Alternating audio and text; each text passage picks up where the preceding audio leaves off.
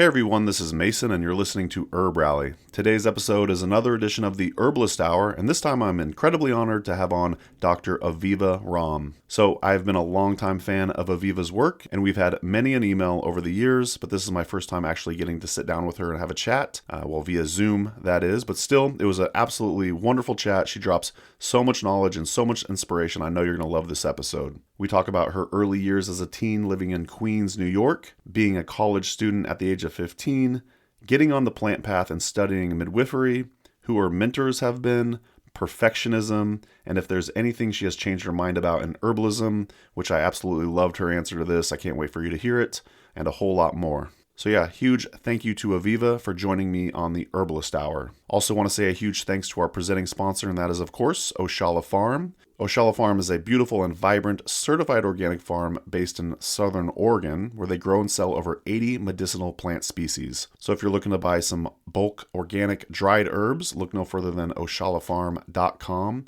They also sell elixirs, fire cider, tea blends, spice blends, and they also actually distill their own organic hydrosols. And as a lot of you know, I'm from Oregon, so I've had the opportunity to visit their farm many a time. So yeah, I really can't recommend them enough. Actually, this July 2024, if you're wanting to visit their farm, they're hosting Herb Camp. You can learn more about Herb Camp at oshalafarm.com, and tickets do go fast for that, and I'm not just saying that. So check out Herb Camp 2024, plus all of their beautiful herbal offerings at oshalafarm.com. Also want to say a huge shout out and thanks to our Herb Rally Schoolhouse members as well. We really could not do this without you. If you'd like to learn more about the Herb Rally Schoolhouse, simply go to herbrally.com/schoolhouse. It's only $10 a month, but if you'd like to give it a try, you could get your first 30 days for free with coupon code podcast at checkout. So one more time, thanks to Aviva for joining me. Thanks to Oshala Farm and all of our Herb Rally Schoolhouse members. I know you're going to love this episode. That's going to do it for my rambling today. I will talk to you very, very soon. Bye. Welcome to the Herbalist Hour. This is where community gather, merging the power of people and flowers, the sweet and the bitter to the salty, the sour. Umami, it's time for the Herbalist Hour. Welcome back to the Herbalist Hour. Today I'm extremely excited to have on Dr. Aviva Romm. Welcome to the show, Aviva. Thank you so much for having me, Mason. I feel like I should say Dr. Aviva Romm, herbalist. That's right, midwife. All the above. Midwife, herbalist. Yeah. Yeah, and we're going to get into all of that. I'm really excited to hear more about your story. As I was telling you pre-call, I was having a great time, researching and, getting to know you more via your website and your social media and all that. So I would love to take it all the way back to when you were a 15-year-old gal living in Queens, New York. I would love to hear the big transition that you were going through at that stage of your life and just kind of where that led. Yeah. So I was living in Queens. As you said, I'm a Queens homegirl. And I was in Flushing and in a housing project. I actually grew up in a housing project. So I grew up about as urban as an herbalist could probably grow up. Fortunately, I had grandparents who had a house, a little tiny tract house on Long Island. So I had my nice exposure to a garden and plants and things out there, but really was very, very urban, like stoop ball kind of kid, and being in a housing project. This was 1980, single mom sharing a bedroom with my 4-year younger than me brother. And it was also when crack cocaine was hitting the streets. And so, just to give you like a sort of graphic glimpse, I lived on the 7th floor of a 7-story housing project apartment building. So it would not be uncommon. Let's say the elevator was broken and you had to walk up the stairs and the last stairwell went to the rooftop. And that's where people were doing their things that were kind of scary to, at that time, 14-year-old girl. I was also commuting an hour and a half from Queens to the Bronx to go to high school. I went to Bronx High School of Science, and that was grueling. And then on top of it, was on debate team. So was often coming home through a public housing park at like 8, 9 o'clock at night. And it was a lot. And then things were stressful at home. So long story short, I knew I wanted to be a physician from the time I was like 9 years old. And I was already weirdly, it's my grandfather, like I'm dating myself, but my grandfather had a set of encyclopedias, the encyclopedia, World Book Encyclopedia. And I used to press plants. Like basically if a plant or a flower was hanging over somebody's fence, I considered that basically public property and fair game. So I would pick them, press them. I had this whole rock collection and this like setup where I had goggles and a hammer and a chisel and would crack open rocks. And I was really sciencey and super science nature geeky and knew I wanted to be a doctor. Was not, I would say, at my best in terms of my emotional and physical health. I gained 40 pounds in that ninth grade year, in that commute. Got sick a lot. It was very stressful with my mom. And I was like, basically, something inside me was like, you better get out of here or you're not going to make it. So, whatever inspiration guided me, I wrote a letter to Johns Hopkins Medical School and said, I'm in ninth grade. I really want to be a doctor. I'm smart. I think I could just basically, I literally said this. I could skip high school and skip college and just start medical school. And, this is like you had to write a letter, stick it in an envelope, lick it, seal it, put a stamp on it, and get it in a mailbox. Like this was a thing. And somebody actually got that letter and wrote me back and Wow. said, we can't take you because you can't skip all those things. But there's this school in Western Massachusetts for what they called gifted kids. And you might be interested in applying. So it's a school called Simon's Rock. And it is a very, at that time, like avant garde, hippie, progressive place that I applied to secretly and then got an interview. So now I had to tell my mom and I got accepted and I got a scholarship. And so by the time I was 15 years old and 3 months, I left home forever and went off to college on scholarship. And within 3 months, Mason, within 3 months, I was growing dreads, smoking weed, Wow. taking mushrooms, Yeah. listening to reggae, and Yeah. like studying ecofeminism and made this Wow. just like radical, like went vegetarian, started learning about like truly about like psychedelics and organics and the organic, like very nascent organic movement in the Northeast. And that was when I started studying herbal medicine. It was also in the context at that moment of the Cold War and nuclear arms escalation. And so I had a real sense of urgency to be prepared to know traditional skills, as if everything all went up in a big cloud of smoke. I was going to still be there helping people birth their babies and forage for their food and know their medicines. But that really deeply inspired me. So I studied herbal medicine. I studied feminism, history of medicine and women. I left school at 16 to apprentice with a midwife, was already studying herbal medicine, started learning how to forage. I started learning things like fire by friction and making my own moccasins and growing food. That was kind of like all the things that happened at that time. Wow. I mean, what Yeah. an experience. Um, I'm curious, where were you learning herbalism from? Were they books? Did you have any sort of apprenticeship that you were taking Oh, or yes. So yeah, this was 1981. There were basically four books on the market. There was Jeannie Rose's body book. classic. There was the Swiss Nature Cure, Vogel's. There was Jethro Kloss's Back to Eden. And then within a couple of years, Michael Tierra's book, Hmm. first book came out, The Way of Herbs. And that was a game changer for me. I was, as I said, I left school to apprentice with a midwife. It was a midwife, actually an African American Muslim midwife living in Roxbury, Massachusetts. So I left from Western Mass, got myself a co-op apartment in Boston with some other people and worked. I mean, I was completely emancipated at this point financially. I had to take care of myself. And so I worked doing temporary childcare and I learned how to do beadwork and was actually selling my beadwork in Harvard Square. And there was one tiny little herb shop it was on Brattle Street in Cambridge, which is now like, all these box stores and boutiques and stuff. But it was a little store. You walk down the stairs, it had a wooden floor, a bunch of just wooden shelves and jars. And I would save my money and I would go in there and I'd buy like an ounce of this, an ounce of that, an ounce of the other.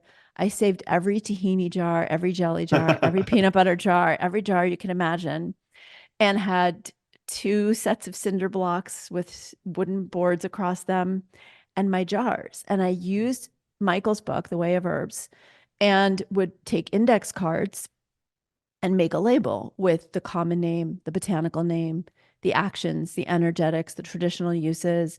And I would put those either in the jar with the herbs behind it or tape it to the outside of the jar. And that was basically like my bedtime reading. I would read the labels, I would go to make the preparations, and I would read the labels. That's what there was. The only other thing at that time that I got was a copy of a Chinese herbal book by Bob Flaws that I found at a little Shambhala bookstore. I still have it. The cover was put on the wrong side and the book was printed backward as if it were like Hebrew or Arabic, but it's English. There was just nothing. And you could find the odd occasional person to study with. And I ultimately did reach out to Michael. Hmm. I did Dominion Herb School when I Okay. was 16.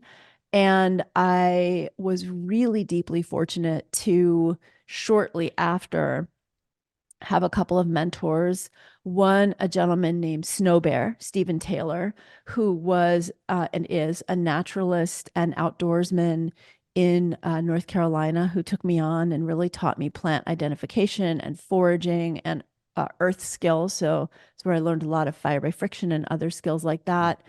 And then when I was 18, the late Janine Parvati Baker took me on as first a distance apprentice. And then I spent time with her in Utah. And a lot of Wow. it truly, Mason, was learning by doing. I mean, if you knew three things more about herbal medicine than anyone else back then, which is pretty much what you knew, if you knew anything about herbal medicine, people would come to you. So my friends started coming to me. I remember one of the first people that I helped was a guy who had had a series of fractures. He had had multiple fractures and was in a cast. And we came up with some simple herbal internals, and he did it. And I remember, I mean, I was 16 years old, and his doctor said he was out of the cast in half the amount of time. Was it the herbs? Was it the nutrition? Maybe true and unrelated, but I saw so many things like that. So people just kept coming, and I just kept trying to give whatever information I had learned at the time. Yeah, that's how you did it back in the day. Yeah, I've heard Rosemary Gladstar talk about this too, where she'll be giving like a keynote at an herb conference, and she'll look at the younger crowd, and she'll say, "You all know more than I did at that same age because there Yep. wasn't that much information out there." So she says, "I don't mean this to be like false humble. She Yeah, no, legitimately it's means it." So true. It's true. yeah. And like some people like, Mary Bove and a few Mm, others, they just went up to British Columbia or like Northern Canada to study with Norma Myers. That was kind of mm. like something people did back in the day, but it was precious little um, resources out there. So it's a totally different world now. And you know what? People really looked at you askance. Like my mom and my grandmother thought I had joined a cult. Like, what? You left high school? Then you left college. Now you're studying herbal medicine, you're studying midwifery. And Doing then, drugs. yeah, like all the things, which I considered part of my studies, quite Sure, frankly. I had some absolutely. very interesting mushroom induced experiences with botanical medicines where I would actually brew up my herbs, was was tripping, and would try different herbs and say, okay, what is the experience of this in my body? What is the taste of this in my mouth? And it was profound. I mean, truly profound. And then there was a really interesting thing that happened, which is I was now about probably 22 or 24. I was at my grandmother's house, and her two brothers, so my great uncles, were there. And my younger of the three great uncle of the three family members, my uncle Saul, said, I heard you're doing herbal medicine. I said, yeah. I said, like, why are you asking me? I was kind of shocked that he even had that phrase come out of his mouth. And he said, Nanny, who was his mother and my great grandmother, was an herbalist. Wow. I said, what? He said, yeah, people used to come to her all over from the Lower East Side to her. She had burn treatments that she did. He said, we used to go out and harvest herbs in the country, which was going up to the Catskills from New York City. And she did cupping, which I Mm, thought was fascinating. So I knew her till I was 8. She passed when I was 8, but I never knew any of that. She never shared any of that other than, the proverbial chicken soup for a cold Sure. kind of thing.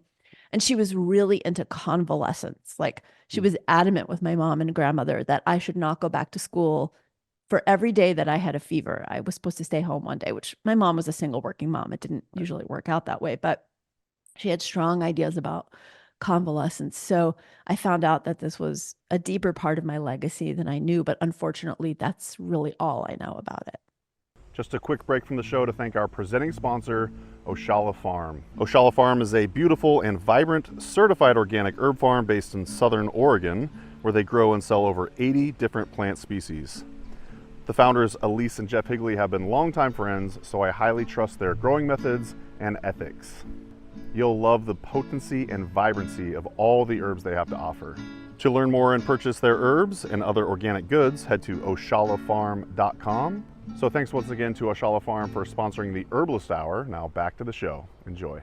So you mentioned psilocybin, reggae as Yeah. an influence. I would be curious to hear more about Ina May Gaskin. I've heard that name before, and I'm just kind of curious Yeah. how that individual influenced your life. Yeah. So Ina May and Stephen Gaskin were part of, I think she's originally a Midwesterner, kind of very school teachery, school marm. If you met her, Oh, kind of an Eleanor Roosevelt looking figure in a way, and stature and things and vibes, almost except a hippie Eleanor Roosevelt. And she and her husband Stephen were very deep into the 60s hate Ashbury psychedelics, especially Stephen. And ultimately, they went on a caravan in school buses with a bunch of hippies from California looking for a better way of life and a piece of land to settle on, almost sort of this proverbial epic, right, caravan journey. Well, along the way, pregnant women were having babies. And so somebody needed to help those pregnant mamas. So Ina May actually started doing that. And she learned from family doctors and OBs along the way. And they had experiences that were extremely different than what the modern woman entering conventional obstetrics was experiencing. Because in the 60s, that was, medications, twilight sleep. You're out, you wake up, you have the baby's slapped, mom gets, on the butt, mom gets the enema for the birth. It was very kind of like archaic, still is, but they were doing something very different. And they were also seeing very different, very positive outcomes. So ultimately, they landed on a piece of land in Tennessee that became called the farm. And they were vegetarians and they grew soy. They were very into their had a whole soy kitchen. They made tofu and soy milk and all the things. And so they had this whole generation of hippie mamas giving birth there. They eventually put in even like a neonatal unit. So they had full resuscitation facilities for the babies. Multiple midwives got trained. And Ina May cites that work in a book called Spiritual Midwifery, which got handed to me within that first 3 months that I was off at Simon's Rock. A young gentleman named Marcial Rodriguez Arenal, who I had a total crush on, Mayan he sounds pretty descent. hot. He was amazing. He was Mayan descent, long, beautiful black hair, wore skirts, and he taught me beadwork and introduced me to many wonderful things as a friend and gave me my first copy of Spiritual Midwifery, which I still have upstairs. It's all in tatters. Wow. That was hugely influential for me. The one thing I would say is that Ina May has really been credited as sort of the grandmother of modern midwifery in the United States. And certainly she deserves enormous accolades for what she has done. My other teacher at that time, though, and my other teachers are really important. And I want to share that there are other grandmothers of modern midwifery or great grandmothers of modern midwifery. And one of those is my teacher, Shafia Monroe. And Shafia, I actually met when I was 15 years old.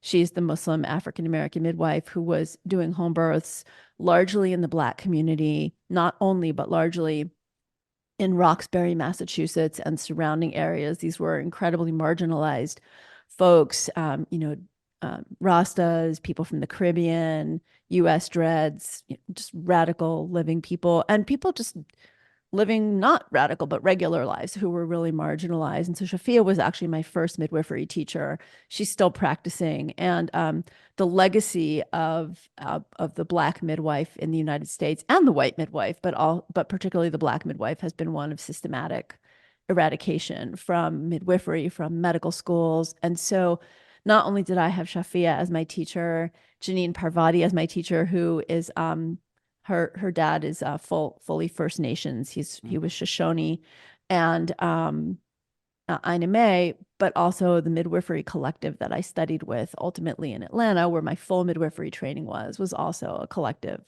of Black midwives and really traditional Southern, maintaining that traditional legacy of the Southern midwife is really important to me to honor those roots of where I come from. Thank you for saying all of that. Yeah, Yeah, absolutely. Give credit where it's due. Absolutely. absolutely. Very, very important. I read in your bio you wrote, midwifery and herbs called to me by name so loudly I couldn't ignore them. So, of course, this resonates with me and the Herb Rally audience very much so. I was just kind of hoping you could tell us about how those herbs called to you so loudly.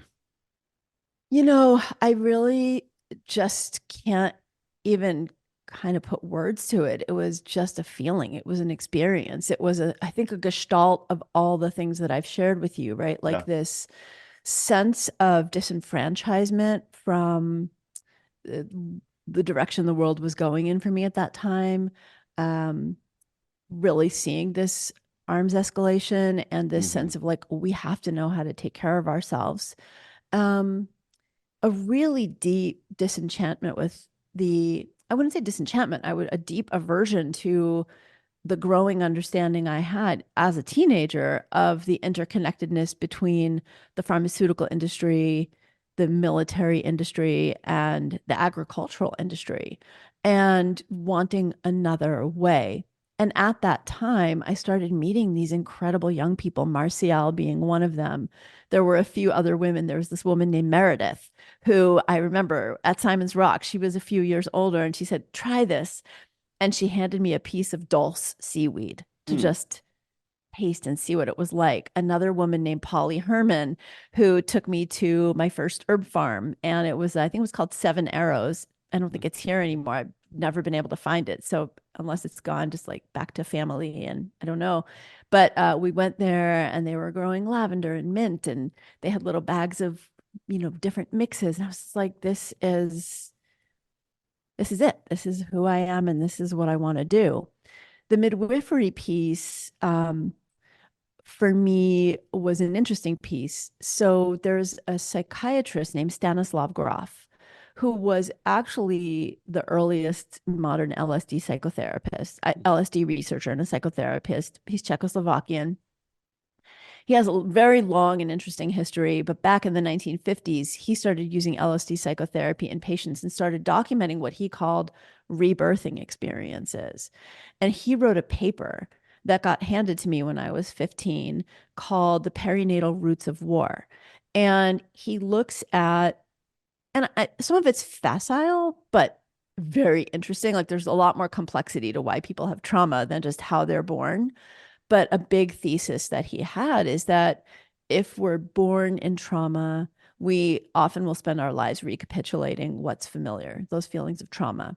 If we're born medicated, we will often recapitulate our lives seeking that sort of origin feeling that we had. And, there's some truth to that, although I think he simplified it. Not everybody who's had a birth by cesarean with anesthesia ends up becoming addicted to something. And certainly people can have difficult births and grow up and be wonderful, peaceful, joyous people. But for me at 15, I was like, okay, if there is a connection to war and violence and trauma and how we're born, I want to do something about that. And so, I mean, I was literally actually in one hand handed the paper and in another hand handed spiritual midwifery and went, okay, this is it.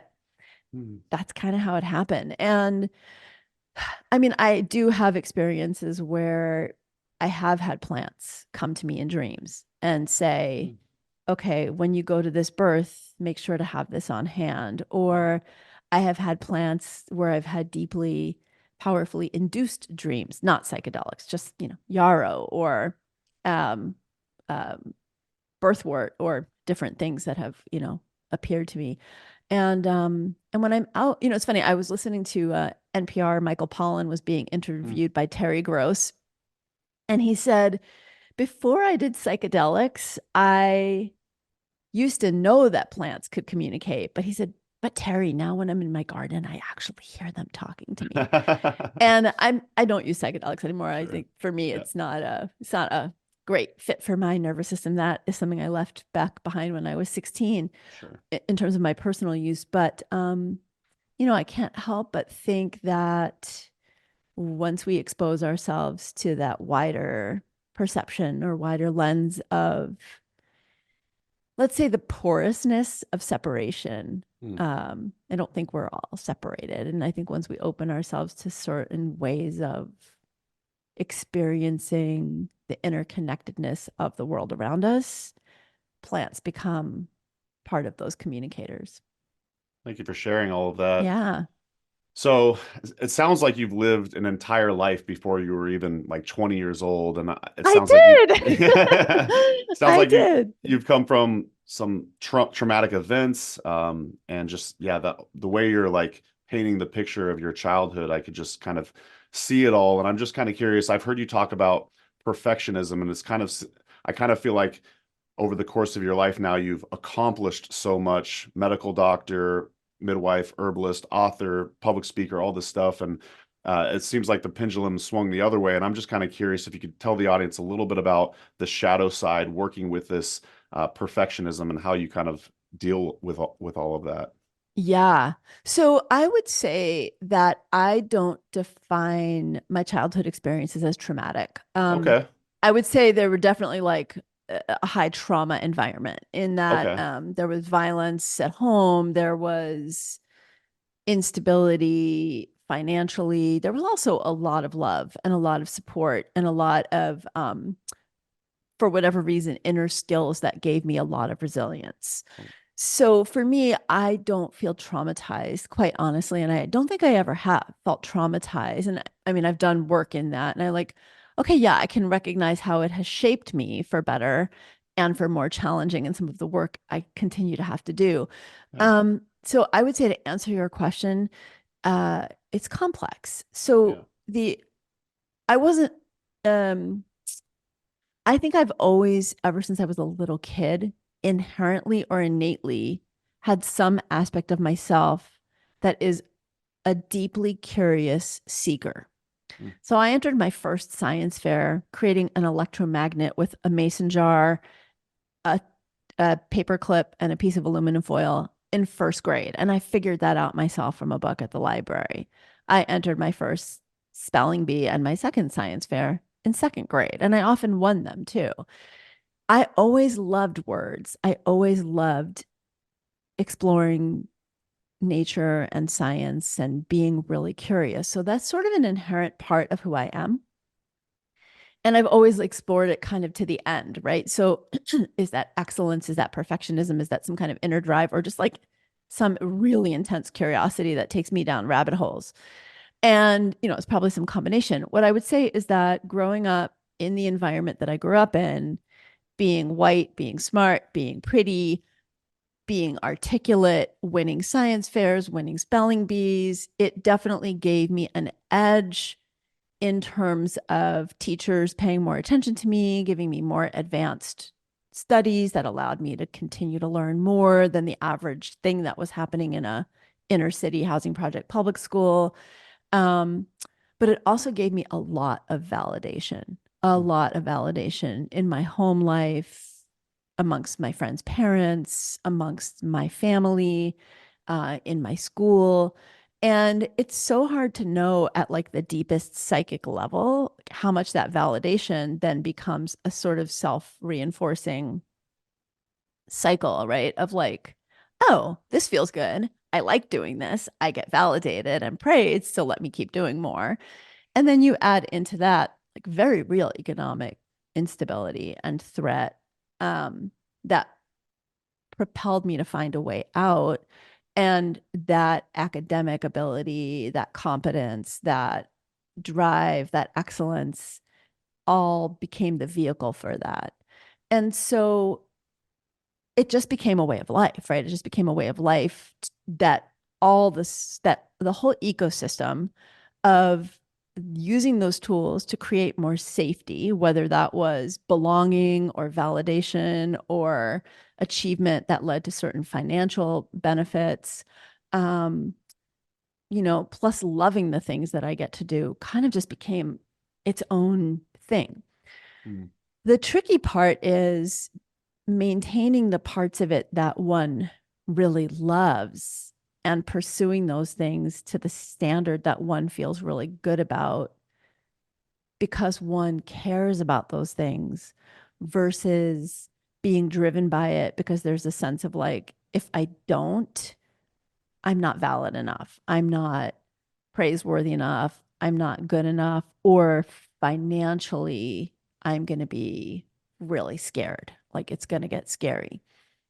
And so I would say it's just really an ongoing process for me. I mean, as my partner knows or my best friend knows, like there are many days where I'll wake up and say, "Oh, I haven't achieved anything. I'm so behind where I thought I should be, like these shoulds." And it's definitely like an inner struggle. And I think when you've had deep financial insecurity as a child, um, there's some part of that that I think no matter how much wealth somebody might, I mean, we see stories of this all the time. Like there can be a billionaire, but who still wakes up in the morning and feels like, oh my God, it's all going to come crashing down any minute. So that's really takes a lot of inner work to find the calm, the perspective, the gratitude, the ease. Um, so the drive without being driven by what I call hungry ghosts. Mm. And also like just knowing when things are good enough and not having to always make everything perfect before I share it or launch it. And then definitely not having, knowing what's really important, having one's worth be deeper than, those achievements is really important. And I think the older, I mean, I'm 57 now, so I've been doing this for Sure. 46 years. Um, I think that just age and wisdom and grace kind of start to come together or hopefully come together with perspective, but it's definitely still there. Honestly, it's there. So yeah. Yeah, I guess I asked because I saw you write about it and talk about it in Yeah. other podcasts, and it's definitely kind of hits close to home for me. I'm curious. You mentioned you don't view yourself as having trauma, and I'm just wondering, selfishly, is that something a story you decided to tell yourself so it was easier to like work through it, or is that you just genuinely don't feel like you actually experienced a Yeah. traumatic childhood? Like because I notice I'll have conversations with Amanda, and she'll be like, Mason, you're still carrying this stuff and you're almost 40 years old, you know what I mean? So I'm like Yeah. I'm doing the growth, I'm doing the soul searching. I'm just kind of curious from your perspective about that. No, I want to hear your story now. That'll Yeah. be for a round two, Aviva. Yeah, I would love that actually. Yeah, So what we'll do, like the tables are turned. that's We'll have right. an episode, the tables turned. Well, funny enough, Um, I just did our 100th episode of the Herbalist Hour, and the tables actually were congrats. turned with Christina Dinas did a guest host for it. So, but anyways, I love that. yeah, Oh, that's great. Okay, I'm gonna yeah, listen to that one. yeah. I would say that my understanding of trauma is that by definition, it is sort of self-defined. Mm, So trauma is sort of the experience of being stuck in the same loop over and over and over again and reliving it over and over and over again. And I don't have that experience. mhm, So I think traumatic things happened, but I see, and maybe it is a way that I frame it mhm, to create a resilient story, because I think that how we experience our stories also informs how we feel. I mean, I don't just think that, like there's literature, how we tell and how we experience our story partially also shapes our sense of agency and efficacy. But I also think that there is a shadow side to things. And so things happen that were traumatic, uh, things happen that were hard, but at the same time, the shadow side of those things gives me perspective. It gives Mm. me resilience. I'm kind of a non-bullshitter. I don't mind like telling people my real story or what's really going on in my life. Like if someone asks me how I am, I'm obviously going to be discerning at the grocery store if somebody's like, "Oh, how are you?" But I mean, like I like to be real about it, and I feel like I've come from so much that when I have patients who have come from a lot, but they're not necessarily on the surface with it, I can go there and be like, this is not something you have to be ashamed about. Like, so many of us come from hard backgrounds. Like, let's go there. Let's talk. So I would say, and also, I mean, I also have perspective in the sense that not like I heard this expression recently that you can drown in a puddle, or you can drown in a swimming pool, or you can drown in an ocean. Like you can't judge someone's trauma based on like the depth of it, right? But I also spent a month in Haiti doing medical work. As a doctor, there are things that I have, stories I have heard, and things that I have witnessed that put for me in perspective, like what Yeah, I would define as trauma versus challenges and hardship. sure. Yeah. Yeah. I mean, I Yeah. have a very high ACE score when you figure out my adverse childhood event score. Hmm. But I also have like a lot of resiliences, and I think back on a lot of good and a lot of love and support too. So I'm not sugarcoating it. I mean, there's stuff, but yeah, I had bullying. I was bullied as a kid for being smart in my neighborhood. I would say that was really hard. I would say that was traumatic. Um, but yeah, I don't know. I think of it as just time and healing and growth and all the things. Yeah, I like that. And yeah, I do feel like certain events in my life have created a certain perspective for me. So I have a great gratitude practice, and I do think there's been a lot of like blessings that came out of Mm. our life events, and that, you know, you just make you just do what you can with the cards you were dealt. So yeah, Yeah. absolutely. Well, and also, there's the conscious part of trauma, right? Like where Hmm. you're consciously reliving something like in a PTSD kind of Hmm. flashbacky way. Yeah. But, there is the piece that you were talking about that you're working on. And, as I said, I mean, I could wake up and be like, I haven't achieved anything. I'm a total failure. Like yesterday, I was waking up early and I was cataloging just some of the things that I was saying to myself. I'm like, okay, step back here, Aviva.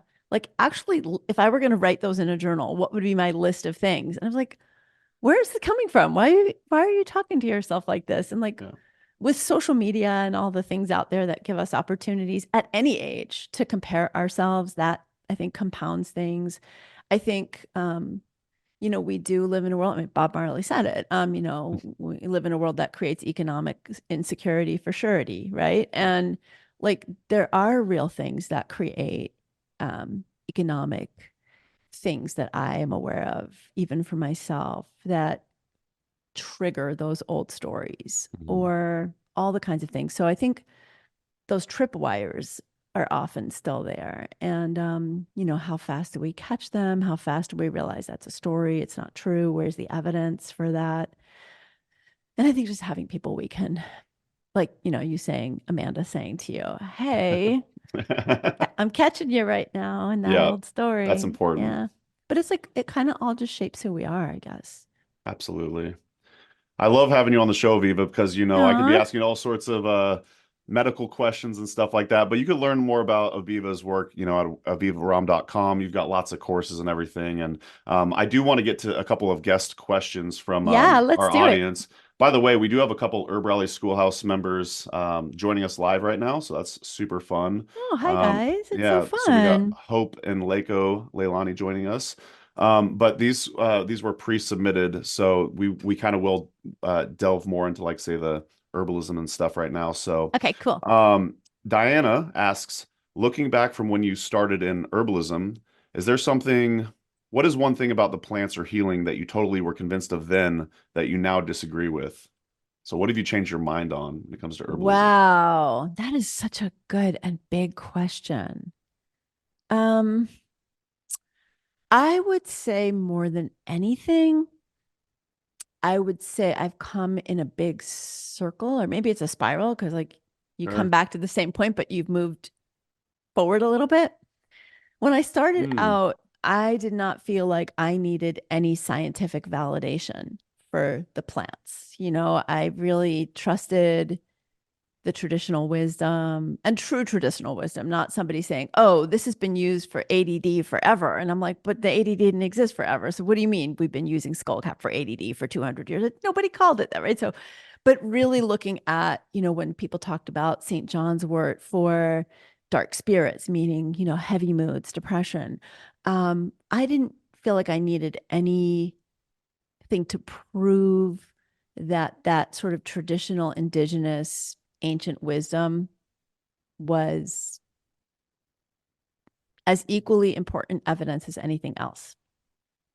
And then I think herbal medicine went through this point maybe in the late 90s, early 2000s, where there became this sort of influence within herbal medicine that I think happened with a few people and kind of created a zeitgeist where I think we felt that we had to validate what we know with science. We had to know the Hmm. pharmacokinetics. We had to know the constituents. We had to know all the things, right? We had to know, was there data for this? Was it proven?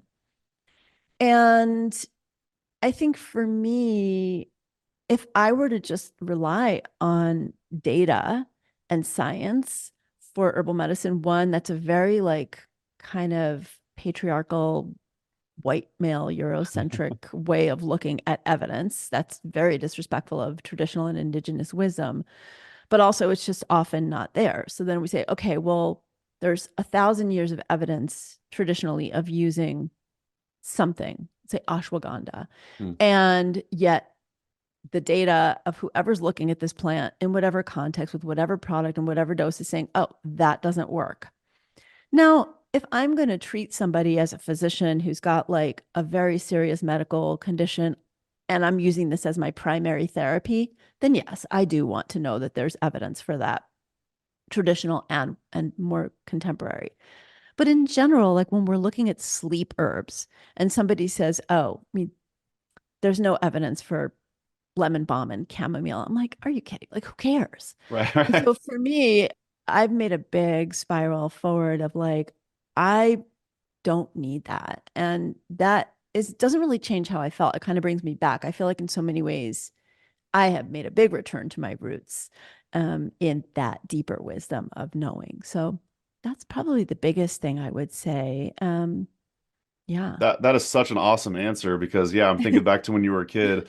I had this way later in life when I experimented with psilocybin too and got into herbs. I never actually did this, but yeah, how does it feel to take these herbs and have these experiences with the plants while I'm say under the influence or whatever? But you did that as a child, and you were also so into science. It was interesting for me to hear that you didn't feel you needed like scientific research to actually know that they were effective, but you already had like these intuitive feelings about the plant. Yeah. So it's I really will cool just to say hear the one thing. spiral. Yeah, Yeah. please. Bro, psychedelics and a cup of golden seal tea. Let me just Okay. say, that was the worst. Like if you ever want to taste how bitter golden seal, I could Oh not. wow. I could not swallow it. It was like, nope, she can't swallow. Like, yeah, it was awful. Um, Absolutely. yeah, I love when science validates something Sure. that we already know. I love it. I'm like, I get so geeked out. Like when I was in medical school, okay, here's just like a crazy example. I was in medical training, I was actually in residency, and I was assisting in a cesarean, right? So like that, like let's flash forward, right? Home birth hippie, has 4 kids at home, herbal mama, now at Yale Med School, assisting in a cesarean. And the OB was looking at the mom's uterus and said, "Oh, she has a boggy uterus," right? Boggy uterus is a term that comes, we use it from the eclectics and we think about blue cohosh, stringing a boggy uterus. I was like, "Oh, this is really getting interesting here." I'm like, okay. So he asked the OB asked the anesthesiologist to add some Pitocin, which is Mm. um, a plant. It's not a plant. It's a hormone derivative from our pituitary, much like ergonovine, which comes from ergot, which is used as methogen. These astringe the uterus as medications.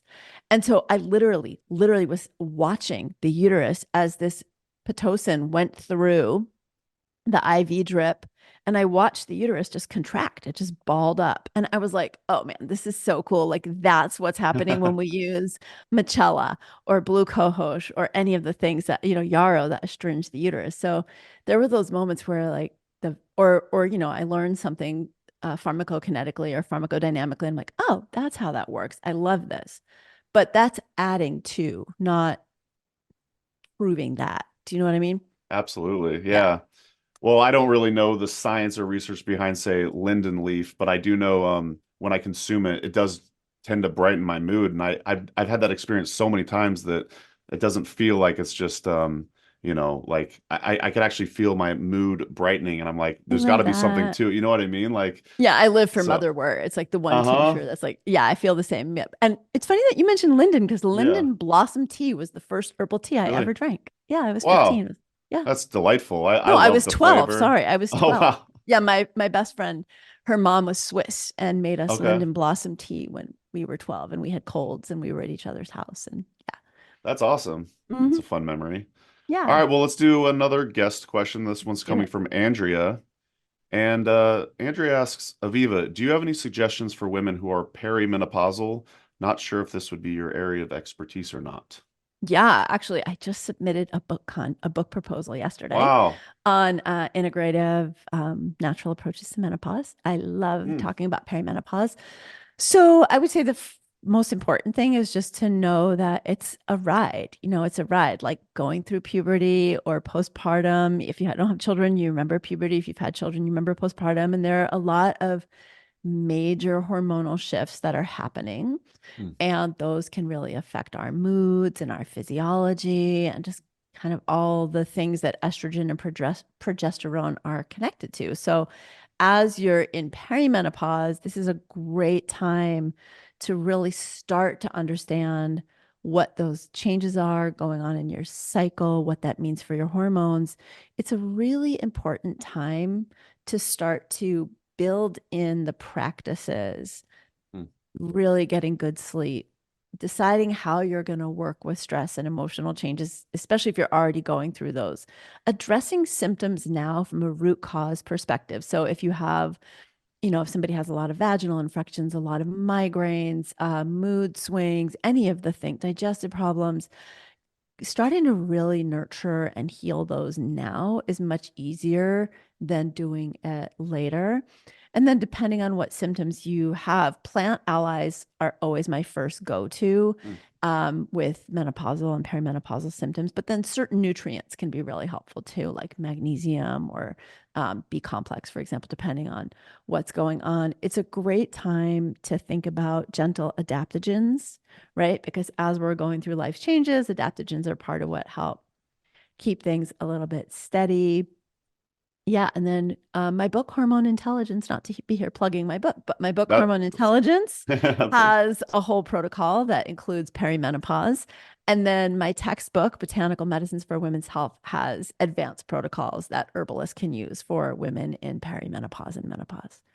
great. We will leave links to those books in the podcast show notes in the YouTube description. You mentioned plant allies real quick off the top of your head. Are there any plant allies that you suggest? Yeah, so we tend to think of Vitex for Hmm. menstrual dysregulation, but actually it's phenomenal for perimenopausal shifts. So perimenopause, I can say that perimenopausal mood swings, perimenopausal mood swings, sleep issues, Hmm. hot flashes. It actually gently helps boost estrogen and progesterone. So kind of think about it as a great ally. My personal favorite herb in the world, my personal ally, which I mentioned earlier, is motherwort. And she has a particular affinity for the emotional changes that we're going through during menopause. There can be irritability, there can be more grief, there can be more anxiety. So she's a wonderful herb for that. Also for heart palpitations, gentle herb to include in a protocol, maybe with Vitex and some other herbs for hot flashes. So those are just two that come to mind as my kind of top line, but there are so many others that you can turn to. Great suggestions. Well, let's see. I was at the International Herb Symposium. Have you been to that event, Aviva? I have, I've taught Okay. and been. Yeah. Awesome. Cool. Great event. But this was, I want to say maybe back in 2012. I was tabling for Mountain Rose Herbs at the time, and someone Mm. came up to me and started talking to me about their career path as an herbalist. And they wanted to be a herbalist, but then they were afraid of their family and their friends judging them for, quote unquote, being a hippie. So they were considering potentially becoming a naturopathic doctor because it might be more highly esteemed, or even a medical doctor. And I like to ask accomplished herbalists this on the show sometimes, advice for the aspiring herbalist or clinician. And I'm just kind of curious, kind of from that angle, do you have any suggestions for the aspiring herbalist, or potentially those struggling with, say, the way that folks might view them if they do choose to take that route? Yeah. I mean, I think there's that sort of inner place that we all have to come to, which is we have to do what we have to do for ourselves and not, and Yeah. look, if you're a hippie, your family, they know it already. So Yeah, like, yeah, exactly. just go with it. Just go with Amen. it. But and going to naturopathic school or going to med school is not going to take the hippie out of you. And I hope it doesn't. Um, I was the resident hippie in my med school class, even with I my believe it. even with my nice clothes. At one time my classmate was sitting next to me. He picked my cell phone up. I said, "What are you doing?" He said, "I'm just wiping the hippie off it." It's like, okay, like we're in the middle of a medical That's hilarious. school class. I know, it's like Yeah. funny. Um, and I think it's really a matter of what do you want to spend your time doing? What do you want to learn? And what do you want to be able to shift and change and influence? Also, how much stress do you want to be under? Like, those are all very different things. So, as an herbalist, in many ways, you have the most latitude and freedom to kind of just purely be yourself and just purely be focused on the plants. And if that's where your heart and soul are, you don't want to learn about supplements. You don't want to learn about X-ray or vitamin therapy or IVs or whatever the things are that you learn in naturopathic school, then I would say, if you just love the plants, you want to be able to help people, definitely there are some legalities and limitations that you need to be aware of, but it's a really beautiful path. Economically, I would say most of the herbalists that I know that are actually legit making a living, who aren't just trust fund hippies, Right. are people who are multilateralizing their income stream. So if you look at most of us who are in sort of like the experienced elder herbal group, whether it's myself or Rosemary or you name it, Christopher Hobbs, David, anybody I could name for the most part, Seven Song, like people have other ways that they're making a living than just clinical herbal medicine. They're often teaching or running a school and or having an herbal product line and or have books. So there are multiple income streams that can help, and there are ways to do that. There are also ways that you can learn herbal medicine as an herbalist that don't require you to become a naturopath or an MD. So you could go to Bastyr. They have a bachelor's of science in herbal medicine. You could go to the Maryland School. They have a bachelor's of science, maybe even a master's degree in herbal medicine, right? So it doesn't give you a legal credential to practice, but if you're seeking more inner validation, an inner sense of legitimacy, and want some credential that's more conventional, that is a great way to go. As you go up the kind of staircase of credentialing, and not to say there's a hierarchy and any is better, but as you go into more credentialed education, your costs go up too. So, studying herbal medicine through an herbal community program, you go to a chestnut school, whatever, you have a much lower cost burden than if you were to go to a Maryland school or a Bastyr. Then you go to naturopathy school. You have to think about, do you want to spend 4 years in school? Can you move to one of where those schools are? Can you afford the whatever hundred and something $1,000 in debt that you may end up accruing? Keeping in mind, that yes, naturopathic medicine is more legitimate in a sense in terms of recognized credential than being quote unquote, air quotes for those of you who are listening, just an herbalist. Right. But there are only a handful of states in which naturopaths are legal. So if that is your calling and your passion and you're comfortable living in one of the, dozen-ish or more, 20 states where you can truly legally practice, then great. But keep in mind some of those states are saturated because that's where everybody is a naturopath, lives in Oregon or Colorado or Oregon or Vermont. Vermont or Washington State, whatever. Right. Um, then to go to medical school, we're talking about a whole different ballgame. And just to give you perspective, I have been a physician for what, 15 years now. And I just finished paying off my med school loans 3 weeks ago. And that was $420,000. Wow. Let's just take that in. $420,000 Half a of mil. med school loans, right? Yeah. So it's a lot. And you basically do have to kind of check out of your daily life and your family a lot for 7 years minimum. That's with like a basic residency. If you're going to go on and do a fellowship or a surgical thing, we're talking 10 years, 12 years. So, and that's at very basic pay. So, I wouldn't change what I did for the world. I love what I did. There were reasons that I personally wanted to do that and a deeper calling. As I said, I started out wanting to be a doc when I was 9, and there were reasons that I wanted to do it to sort of be a bit of a Trojan horse and make change in medicine because I was an illegal home birth midwife for my entire practice, not to mention just practicing as an herbalist that wasn't legal. But I really wanted to make change for particularly moms, women, and children who were marginalized in the medical system, which happens all the time. But it's a heavy road. So I would say talk with people, go really deep within yourself, and go to what calls you. That's the thing, is just really go to what calls you. And you can always add on, you can start being an herbalist. And if you're still like, no, I really want to go become an ND, you become an ND. You're going to have more herbal knowledge as an herbalist most likely than most NDs get, because that's a big smorgasbord of learning.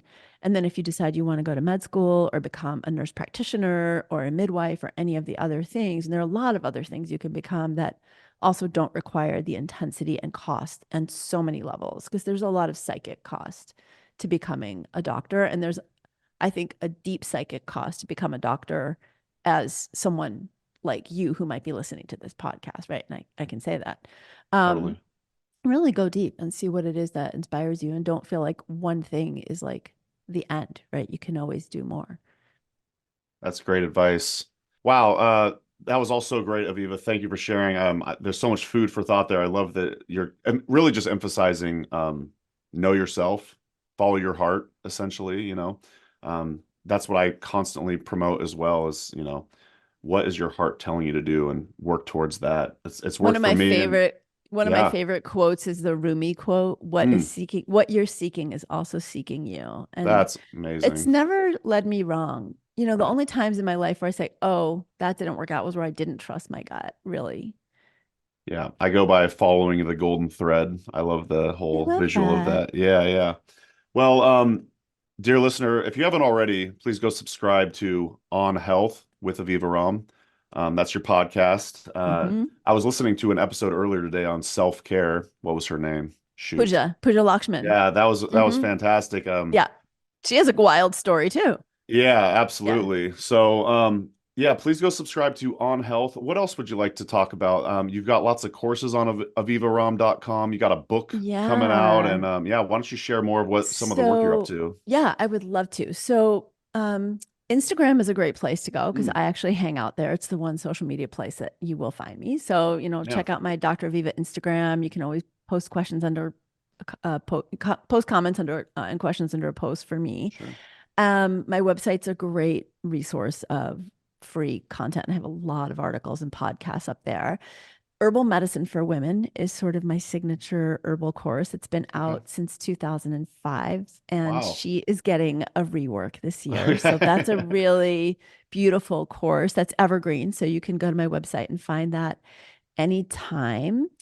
And there's my book, Hormone Intelligence. So for those of you who are wanting to add in more work around hormones or know more about your own hormones, that's a great resource. Also great for your clients. And there's tons of herbal wisdom and herbal protocols in there. And then for those of you who are in practice or studying, my textbook is like golden for that. And then my big thing that I'm super excited about right now that I'm about to launch is called the Mama Pathway. And that is a complete online, it's a virtual village, complete educational experience for anyone who's on their pregnancy and birth and new mama journey. So you can find out all about those things at my website and on Instagram too. I'm always posting about things there. Awesome. And that's at Aviva Romm, I presume? Yeah, just Aviva Romm. There you go. Google Aviva Romm, you'll find me.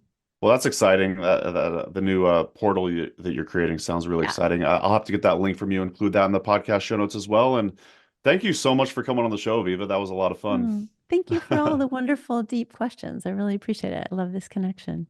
Absolutely. Likewise. Well, with that, we'll wrap it up here, and we'll see you in the next episode of the Herbalist Hour. And that's going to do it for today's episode. Thanks so much for listening to the Herb Rally podcast. If you'd like to hear more from us here at Herb Rally, we now have a text message community, believe it or not. Basically, it's just updates from us. We send about 1 to 7 texts per week, notifying you about new events, videos, courses, podcasts. You get the idea. It's pretty much like our email newsletter, just in text form. So if you'd like to receive text messages from Herb Rally, just text JOIN, that's JOIN, to the number 541-256-2895. Again, that's JOIN to number 541-256-2895. And to stop receiving texts, that's easy too. Just text STOP to the same number. It'll opt you out immediately. Okay, thanks again for listening. Have a great rest of your day.